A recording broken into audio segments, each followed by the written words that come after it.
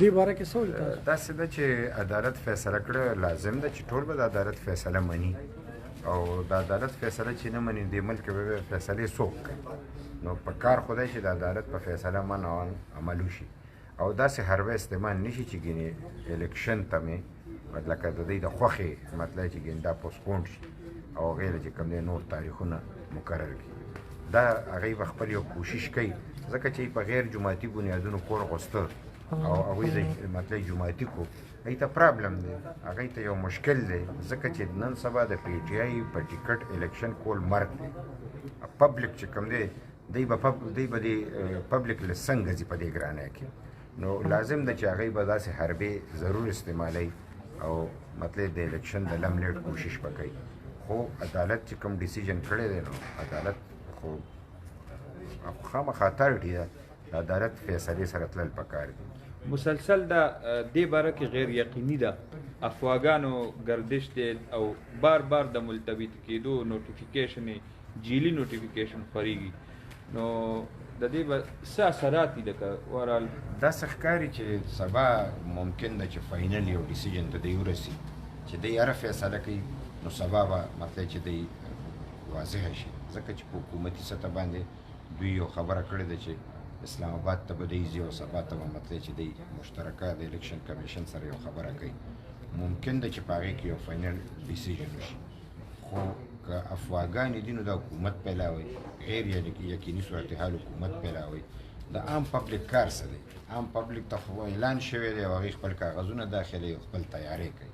خو د حکومت په صفونو کې یکجهتي نشته، هغې ته یو مشکل دی او هغوی خپل مطلب چې الیکشن بیرلی ویني نو په دې بنیاد هغوی دا حربې استعمالوي چې که دا غیر یقیني صورتحال شي نو که بیا مونږ د الیکشن پوسپونډ کوو نو فضا به جوړوي. نو دا د افواګانو په ذریعه ځان ته د خپل خراب نیت په بنیاد فضا جوړوي. تاسو مطلب دا خبره وکړه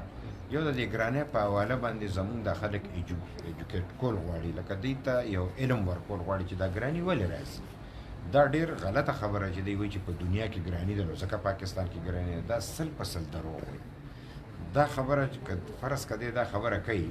نو بیا په هندوستان کې زمانه زیاته ارزاني ولې ده، بیا په بنګلادیش کې زمانه زیاته ارزاني ولې ده؟ آیا مونږ یو ریجن نه دی، یو خلک نیو؟ نن د بنګلادیش ټکه زمانه مضبوطه ولې ده؟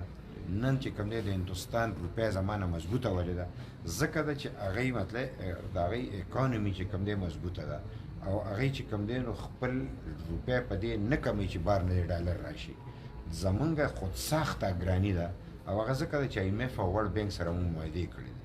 او دا په لومبي ځل د 2018 نه پس ته چې دا ملګرو ته پته چې 2018 نه پس ته دا په لومبي ځل داسې معاهدې شوي دي چې مونږ د خپل ملک سیستم د چلولو چې کوم طریقه کار دا مونږ ایم ایف سره ګاڼه ایښی دی. لکه مثلا اقتصادي زمونږ کوم نظام دی، پیسو ټکسونه مطلب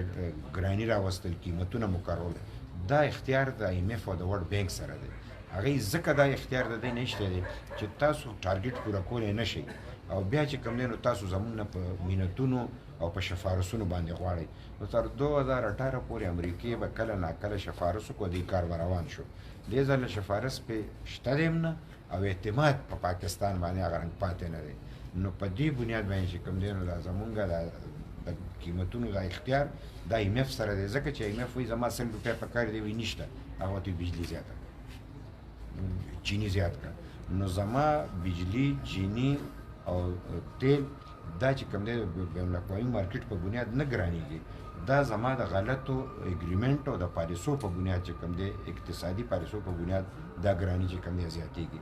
لکه یوه خبره ده چې کوم مثال دی وایي چې بار دنیا کې تیل ګران شو او دلته مطلب چې ګران شو ځکه نو موږ دنه دا تپوس کوو چې زه نیم مطلب تیل زه خپل پیدا کوم، لکه تیل، خاورو تیل، ډیزل او ورسره چې کوم دی نو پټرول، دا مونږ نیم مطلب خپل پیدا کوو او سوی ګیس. نو چې زه د انرژي نیم په نیمه خپل طاقت پیدا کوم نو که د بار نه یو شی ګران شو خو 100 روپۍ ګران شو، نو چې 100 ګران شو نو په ما 50 ګران کړه ځکه چې نیم خو زه خپل پیدا کوم. نو دی هغه باراني هم په ما باندې هغه رنګ ګران ولګوي او بیا د خپل چې زه ارزان پیدا کوم دا هم په ما په هغه ډبل قیمت ګران ولګوي. غرض دا چې دا دې دپاره دی راغلی دي چې دی د اسټبلیشمنټ نیازبینو اوس خو پکې مطلب خبرې رالي ممکن ده چې زموږ د غریبانانو خدای پاک اورېدلي ځکه چې د دوی ملګرتیا ډېره مضبوطه وه او که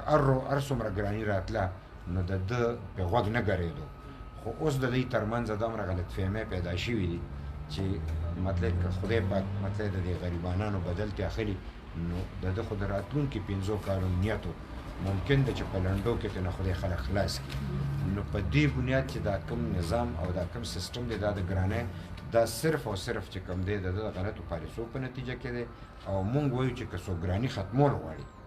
په رښتیا په ایمانداره نو د هغې دپاره لازم ده چې د عمران حکومت په ختمي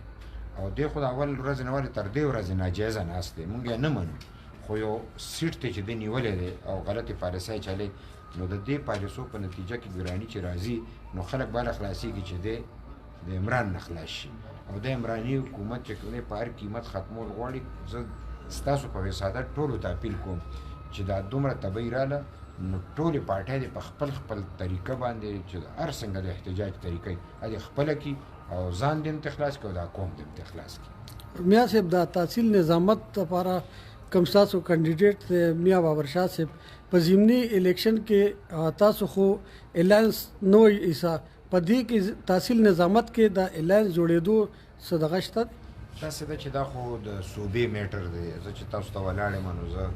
مطلب د مرکز یو مطلب چې چوکۍ زما سره ده صوبه چې دې دپاره هر رنګه طریقه خپلوي د خپل ضرورت مطابق هغه مطلب چې سیټ ایډجسټمنټ هم کیدی شي ځان له په ځان له الیکشن هم کیدی شي او که خدای کړي خیري حالات او واقعیت داسې چې عوامي نشر پارټي به انشاءالله ښه ریزلټ ورکوي او ګټي به مخالفین به بیلي ان هاوس تبدیلی خبره کېږي د بلوچستان چې کوم صورتحال و هغې نه پس اسلام آباد کې کوم علاوه پخېږي او دغه دې باره کې داسې ده چې عیني اقدام خو چې هر یو کېږي ته هغې مطلب چې مخالفت نشي کولی که فرض که ان هاوس چینج کېږي دا په اکثریت راځي اکثریت چا سره دی څوک یې کوي په کومه طریقه کوي هغه مطلب چې یو لار ده خو ښه خبره دا ده چې د دې حکومت خاتمه وشي او نوی الیکشن وشي فری اینډ فیر الیکشن وشي او مطلب د مداخلت نه دې پاک وشي او چې چا ګټه د هغه له دې ورکړي او د بدقسمتۍ نه د داندلی بیا منصوبه دا جوړه ده چې موږ په الکترانیک ماشین باندې به ووټونه کوو نو موږ خو د دې ساده وټونو تر اوسه داندلي مطلب دی موږ سره اکسپټ کوي نه نو د ماشین به ورسره بیا څنګه حساب کوو او تاسو خو خیر خلک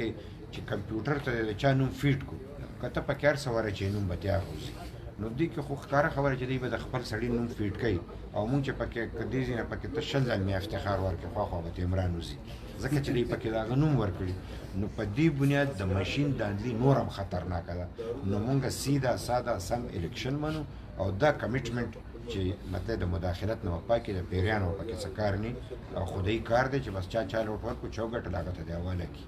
ډېره مهرباني شکریہ.